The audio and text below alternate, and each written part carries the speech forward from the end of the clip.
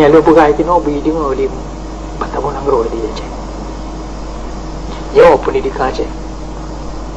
Pendidikan dah pendidikan Aceh yang melain dengan pendidikan Jawa. Pendidikan Aceh. Tujuan daripada pendidikan Aceh untuk pelahir manusia Aceh. Bermakna manusia Aceh pun yang paling meyum dalam kebudayaan di Aceh.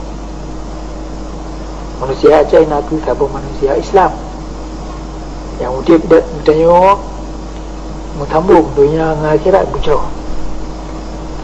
Dan yang tak tepu lagi tengok apa kepentingan kita tengok Aceh bantu mata orang lo yang mesti dapat tun dan lo Aceh haji icok ligok milik kita tengok kekayaan kita tengok langit kita tengok bumau kita tengok laut kita tengok hajian berkemata pelara ke tu berkemata atu ke tu yo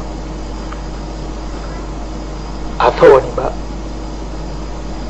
pendidikan Aceh wadah yo katanya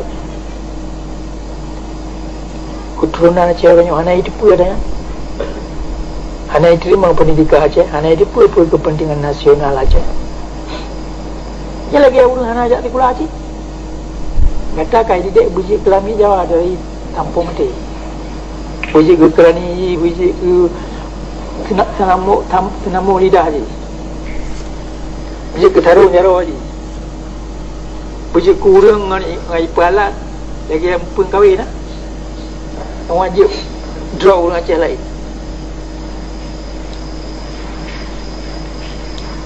pendidikan Aceh yang ibi le Jawa mana mungkin pendidikan yang ibi le Jawa je negara mana mungkin pendidikan Aceh lagi 2 bulan dah